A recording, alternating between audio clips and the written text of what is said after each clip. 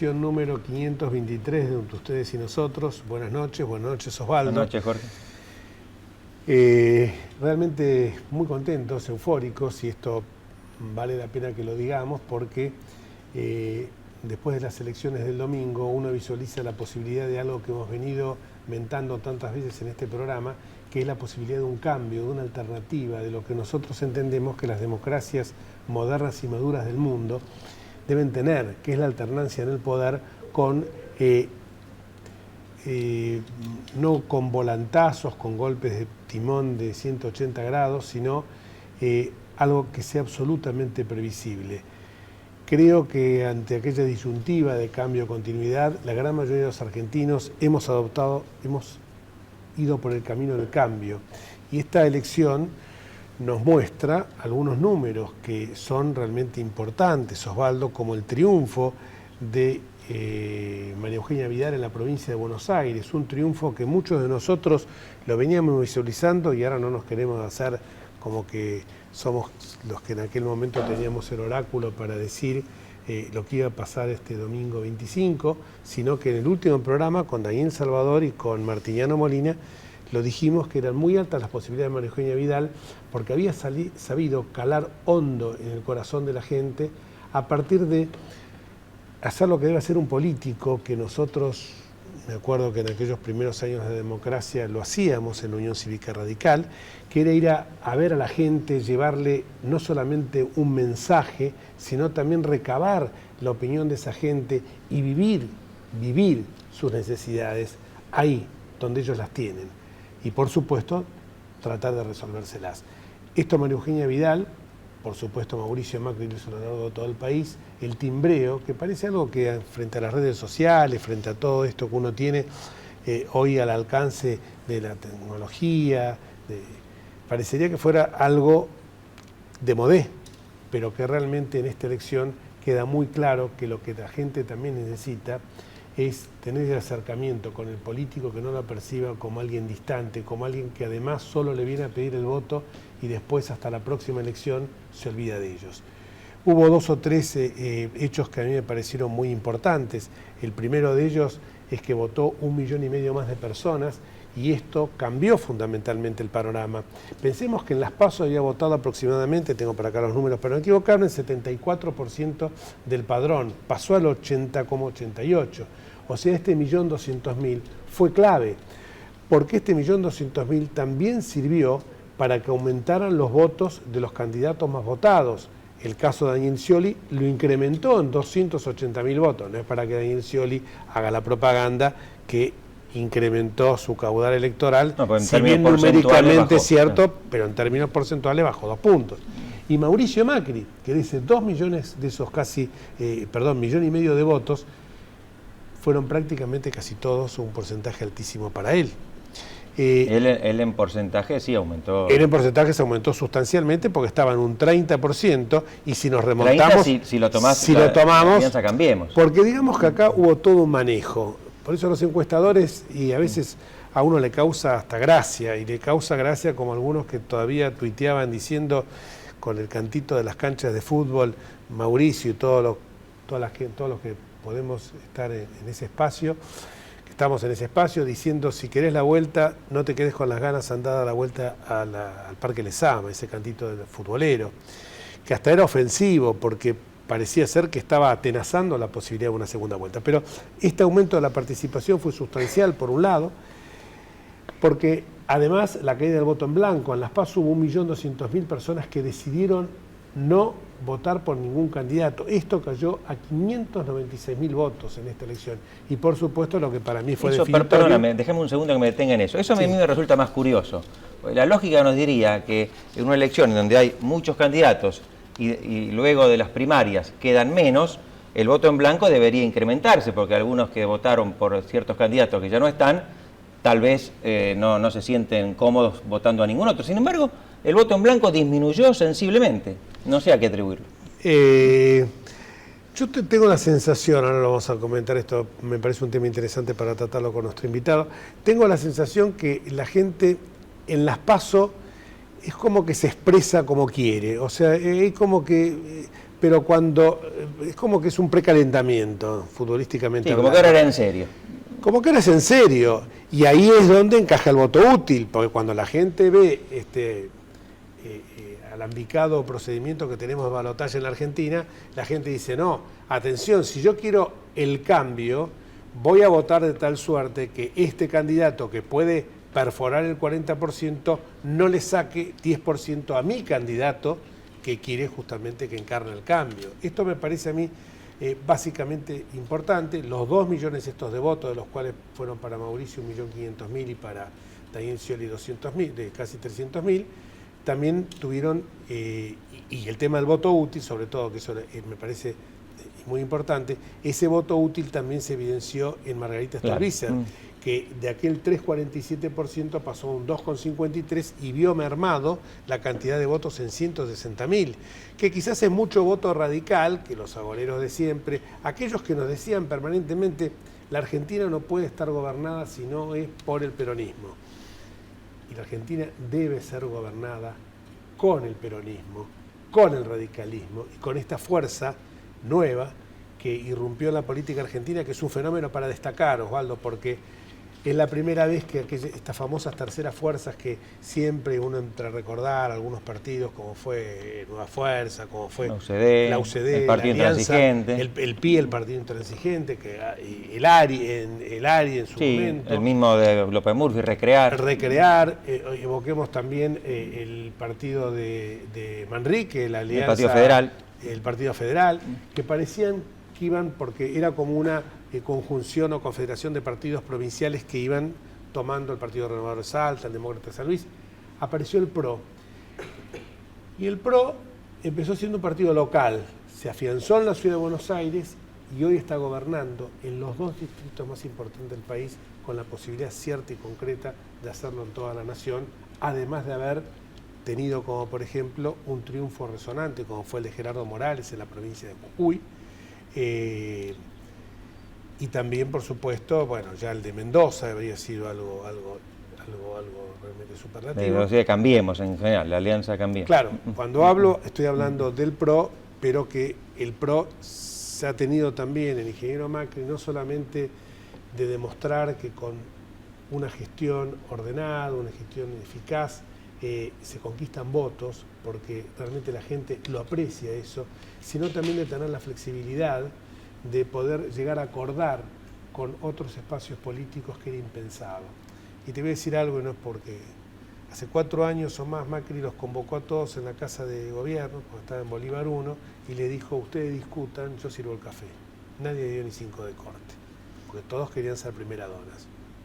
En esta oportunidad creo que hubo una racionalidad, tanto por parte de la Unión Cívica Radical, el centenario partido, que uno cuando veía el otro día en el búnker a Ricardo Alfonsín, a Ernesto Sanz, a Daniel Salvador, a Oscar Aguad y a Lilita Carrió, revela la sabiduría de alguien que quiere construir, pero que para hacer esa construcción tiene que tener la sabiduría de los otros también, que sepan que el camino es este, que el camino es fijar política de Estado, el camino es un proyecto a largo plazo.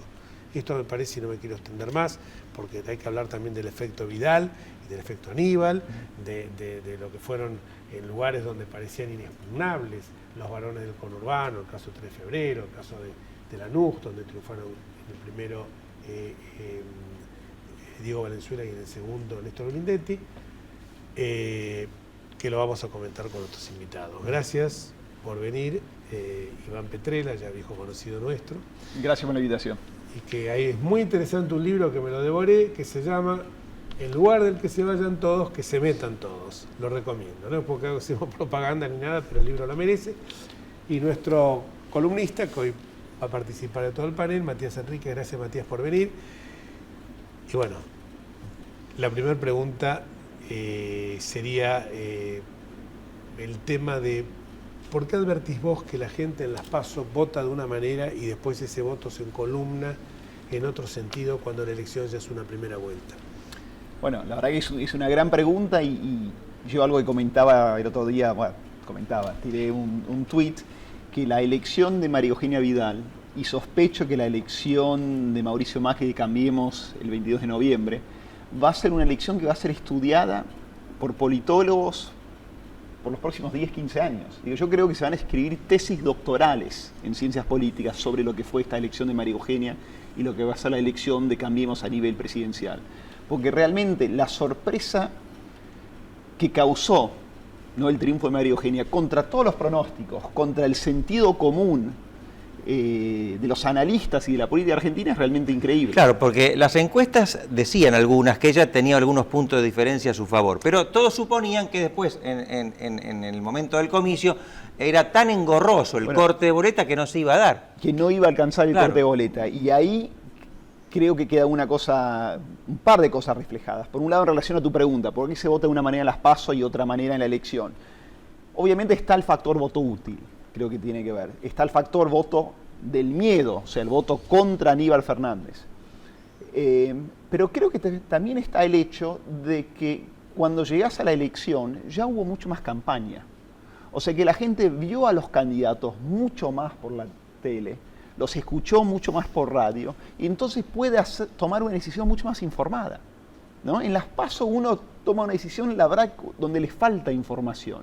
Y tampoco hay clima, tanto clima que falta. Y si uno ve lo que María Eugenia Vidal por la televisión, la escucha por radio, y uno ve a Aníbal Fernández por televisión o lo escucha por radio, claramente la diferencia es tan palpable, tan obvia, que mucha gente se vuelca a votar al candidato porque los conoce más y los conoce mejor. O sea, creo que eso tiene mucho que ver también.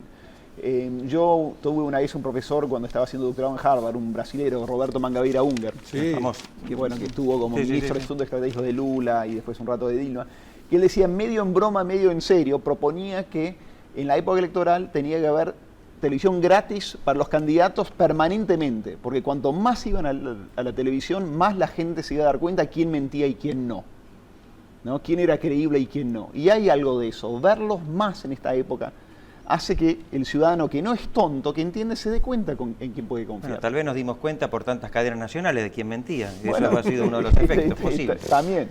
Matías, vos seguiste el tema de cómo lo reflejaron los medios, las elecciones particularmente. Sí, particularmente fue una jornada plasmada de desaciertos.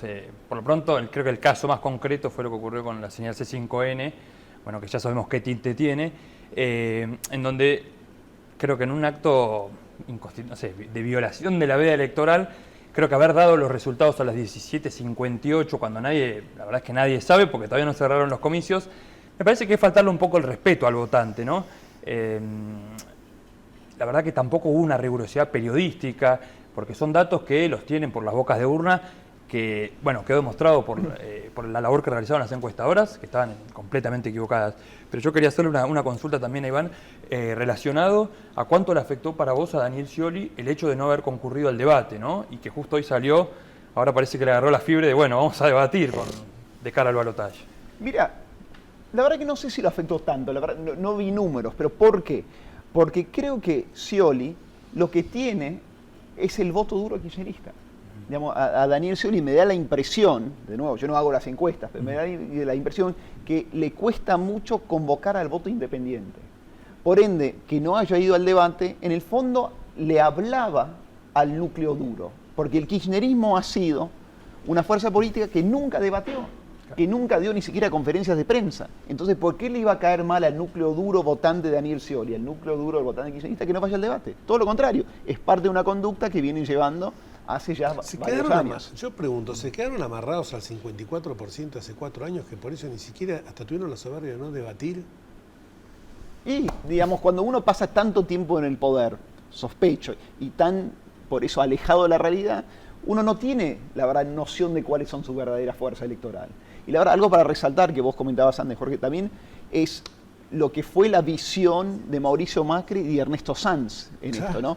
Por el lado de Ernesto Sanz, alguien que se dio cuenta que el Partido Radical era muy competitivo hoy a nivel municipal, a nivel provincial, pero que le faltaba esa proyección presidencial, y eso se lo podía dar el PRO.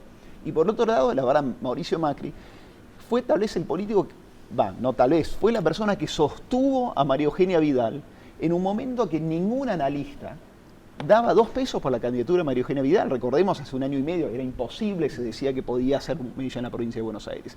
Hay que resaltar la visión y el olfato político de Mauricio Macri, que se revela como un verdadero político, un verdadero estratega. electoral. Contra todos los pronósticos. Contra todos los pronósticos. Al principio de año lo sostuvo Horacio Rodríguez Larreta, cuando mucha gente, y Horacio Rodríguez Larreta había sido el motor, el que había traccionado los años de gestión como jefe de gabinete del gobierno de Mauricio, ¿no? Apostó a contramano del sentido común de la política 2 veces y las 2 veces ganó. Con elecciones rutilantes. Y Ernesto Sanz está claro, porque me lo confesó Ernesto, me dijo, yo llega a salir mal esto y el pase de facturas que me como en el partido, pero estoy convencido que esto no puede salir mal, porque me parece por la vocación que veo en todos. Verlo el otro día en el búnker, a toda la gente vivándolo a Ernesto Sanz y a Lilita, es reconfortante, ¿sabes por qué? Porque uno que vivió la alianza, esa alianza que para mí estaba pegada con alfileres, la alianza con el Frepaso, uno se da cuenta que era mezclar el agua y el aceite, no había una simbiosis. Y hoy yo acá lo vi, porque además hay muchos vasos comunicantes y puntos comunes. Lo comentaba yo con Facundo Suárez Lastra, lo hemos tenido en nuestro programa acá. Facundo Suárez Lastra vino a hablar un día de YPF, que parecía que fuera él el mentor del discurso que estaban arbolando Tonelli, Pinedo y otros legisladores nuestros. No, tenés, la verdad, la unión de un partido centenario, fundado en el siglo XIX, con otro partido que tiene 10, 11 años. El más viejo y el más nuevo. Propio del siglo XXI, que es la verdad un contrapunto muy interesante en relación al futuro de diálogo y consenso que hace falta crear en la Argentina. Te quiero preguntar, vos hablabas de Scioli, que tiene el voto duro kirchnerista. Lo lógico sería que ya teniendo eso, y dada su personalidad ambigua, que ha trabajado generalmente con esa ambigüedad de presentarse como oficialista para los oficialistas, pero dar alguna señal de que era otra cosa para los independientes, ¿cómo cuando debía desprenderse y buscar un electorado más amplio, pareciera que se aferra cada vez más al discurso kirchnerista? Sí, bueno, es que a mí me parece, y creo que lo decía Marcos Peña en alguna entrevista, que la realidad es que Scioli ha sido coherente, en el sentido que ha sido siempre coherente con el poder. Claro. ¿No? Eso es cierto. Siempre coherente con el poder. Y le cuesta mucho despegarse, da la impresión, de quien tiene el poder para marcar un camino propio. Y también es cierto que es muy probable, no sé, en estos últimos 8 años, donde fue vicepresidente de Néstor Kirchner, donde fue gobernador de la provincia de Buenos Aires, donde fue candidato testimonial, donde avaló las mentiras del INDEC, la ley de medios, etcétera, que Scioli cree en esto. Digamos, no sé por qué pensaríamos que Scioli cree en otra cosa si su conducta en los últimos 6, 7, 8 años muestra que ha sido parte de este proyecto político, que él mismo lo dice, además. ¿No? Claro, pero quizás de cara al balotaje, por ahí va a tener que cambiar un poco esta estrategia, ¿no? ¿No te hace sensación? Digo, para empezar a agarrar a ese 32% que quedó fuera, o sea que su primera opción ya no la tienen disponible para el 22 de noviembre. Bueno, sí. Vamos a la pausa y lo contestamos después de la pausa, porque está muy interesante, pero...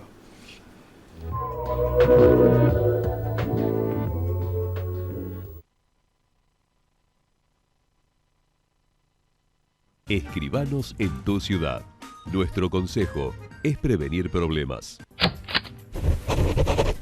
Colegio de Escribanos de la Ciudad de Buenos Aires. Consejo Federal del Notariado Argentino.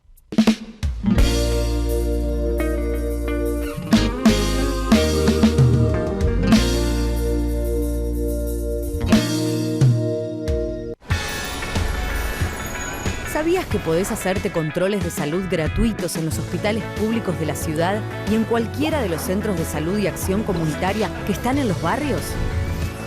En la ciudad, la salud es prioridad. Por eso es pública, gratuita y de calidad. Buenos Aires Ciudad. En todo estás vos. Vivimos en un mundo que necesita minerales. Pero sabemos que, antes que nada, necesitamos un mundo donde vivir. Cámara Argentina de Empresarios Mineros.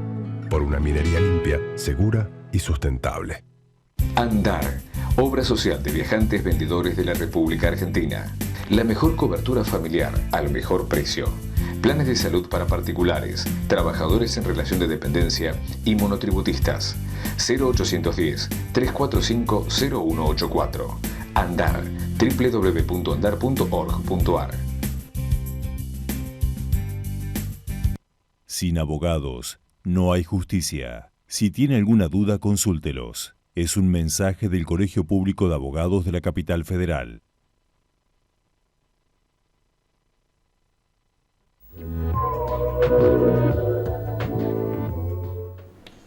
¿La pregunta? No, puntualmente lo que le había dicho era, bueno, ¿cómo va a ser ahora Daniel Scioli? ¿Cuál estrategia pensás que va a tomar para tratar de romper un poco ese discurso del que venías hablando? El cepo. Claro, el cepo para tratar de acercar el voto de ese 32% que quedó sin su primera opción para... Bueno, la verdad que no me gustaría estar en la situación de tener que pensar la estrategia de Daniel Scioli. Pero, ojo, creo que un problema, pensando acá en voz alta, que tiene Scioli, al querer desmarcarse del kirchnerismo, va a ser una falta de coherencia, ¿no? Creo que el ciudadano que demostró ser muy inteligente en esta votación, ¿no? Demostró que no se le engaña, que vota de acuerdo a sus intereses, que vota pensando en la realidad y no en el relato. Un Scioli que decide desmarcarse es un Scioli que el ciudadano percibe cambia por un motivo puramente electoral. Entonces eso lleva a la duda de quién es realmente Daniel Scioli, ¿no? Creo que hubo un tuit hace poco que Daniel Scioli dijo voy a ser cada vez más Scioli. Más Scioli, bueno, sí. Digamos, si no nos dice nada. No queda muy claro qué quiere decir eso, pero al mismo tiempo si vos de repente en las últimas 3 semanas de una campaña cambiás radicalmente tu postura para atraer al voto independiente, claramente no queda muy claro qué es ser más Scioli, porque sería ser menos Scioli lo que fuiste en los últimos 8 años. Claro. Como no es nada, es ser más Scioli o ser menos Scioli. Y yo creo que además perdería ese caudal del 36% que tuvo. Es posible que pierda parte de su voto duro. Igual a todo esto creo que hay que resaltar la candidatura de Mauricio como algo opuesto, ¿no? Porque si hay algo que tiene Mauricio Macri y Cambiemos como frente, es una coherencia en la última década, de haber defendido ciertos valores, de haber defendido un proceso democrático fundamentalmente que tiene que ver con la independencia de la justicia, la libertad de prensa, el siempre estar abierto al diálogo. Entonces cuando Mauricio Macri convoca a todos, cuando él en sus discursos o entrevistas dice yo convoco a peronistas, a radicales, a progresistas, a socialistas, a peronistas, hasta kirchneristas a ser parte de un proyecto futuro, es creíble. Seguro. Es creíble porque va con la conducta que viene demostrando en la última década. El solo hecho de anunciar la totalidad de su gabinete, ya encerrarse, ya no es permitir una apertura hacia una segunda vuelta. Scioli. Claro. En cambio, en el caso de Mauricio, dijo algunos nombres que son parte de quienes hoy y no mencionó un nombre fundamental que bien podría servir para ese tipo de ampliación de su base de sustentación, que es el jefe de gabinete. Exactamente. Entonces esto me parece que esto es sustancial. El voto de yo visualizo el tema de Vidal, por ejemplo, en la provincia de Buenos Aires. Sí, creo que hubo como un balanceo que pudo haber arrastrado María Eugenia Vidal a Mauricio Macri, pudo también haber arrastrado a Mauricio Macri a Vidal, porque el corte de boleta quizás no se vio en una forma tan profunda, ¿no?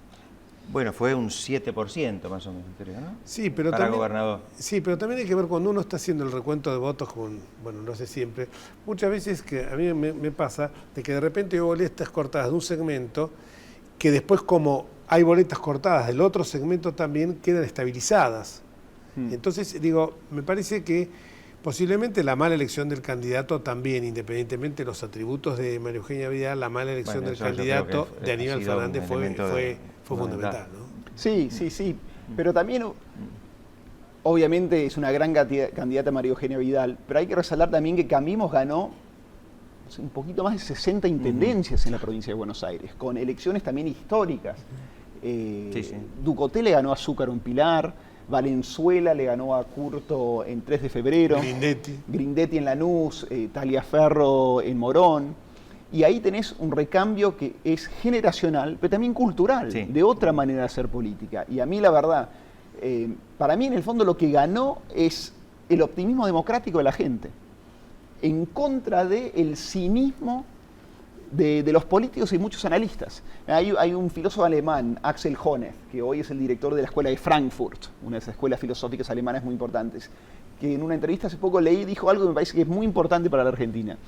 Dijo que los intelectuales y los analistas tienen una obligación moral de ser optimistas, porque sin cierto optimismo la democracia no puede funcionar, porque la democracia depende de que el ciudadano piense que las cosas pueden cambiarse para mejorar. ¿no? Y eso va a contramano total de lo que ha sido la campaña del oficialismo, que ha sido instalar la idea de que nada puede mejorar la idea del miedo, ¿no? Y la verdad lo que ganó fue la rebelión ciudadana ante la idea de que nada puede cambiar. Borges decía, tenía una frase más o menos, decía, tenemos el deber de la esperanza. El deber de, bueno, es una gran frase, la voy a incorporar, el deber de la esperanza. ¿El tema de las redes sociales? No, bueno, fue interesante también, justo con esto que hablaba al principio en la editorial, de la cuestión del timbreo y todas estas prácticas por ahí más antiguas. Hoy hay un 32% de las personas, de los individuos, de los que votaron, que tienen una activa presencia digital. Y creo que ya desde las redes sociales se marcaron como, de los candidatos que van a ir al balotaje, dos estrategias muy claras. El PRO, bueno, PRO Cambiemos en este caso, viene realizando una estrategia de comunicación muy clara, muy concisa, que es acercarse, hacer un discurso un poco más descontracturado, mientras que el sciolismo, Daniel Scioli, utilizó una estrategia un poco más de complementaria a la campaña. O sea, el PRO es un poco emulando algunas cuestiones que de la elección de Obama en su momento en Estados Unidos, en su primera elección, en 2008, una estrategia mucho más acercándose al ciudadano y por ahí el sciolismo, y esto se puede ver en los hashtags, ¿no? Que ahí también da la sensación de que Mauricio Macri cumplió con su objetivo. ¿Sí? Daniel Scioli, su hashtag era Scioli presidente, y bueno, no se ha dado todavía tenemos que esperar el balotaje, y la de Cambiemos fue hay balotaje, como tratando, digo, en esa declaración de hashtag tuitera, si se quiere, creo que el Cambiemos cumplió con su objetivo y bueno, hay que ver si lo podrá continuar a futuro, ¿no? Para las elecciones de 22 de noviembre, si vos fueras el jefe de campaña, ¿qué aconsejarías? ¿El jefe de campaña de quién? De Mauricio, obviamente. ¿De Mauricio? No vamos a dar recetas. La verdad, seguir la misma línea, porque la línea de la campaña ha sido, por un lado, apostar a la esperanza de la gente de las cosas pueden mejorar. Y por el otro lado, la de una convocatoria abierta a toda la ciudadanía, a todas las fuerzas políticas. Y la Argentina y nuestra democracia necesita eso. Unir los argentinos, porque ahí solucionás el problema de la pobreza y la lucha contra el narcotráfico. Muchísimas gracias a todos. Gracias. A vos, Iván, Matías, Osvaldo.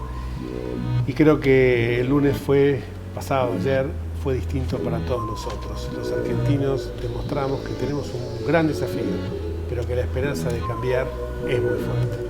Hasta el próximo martes y miércoles.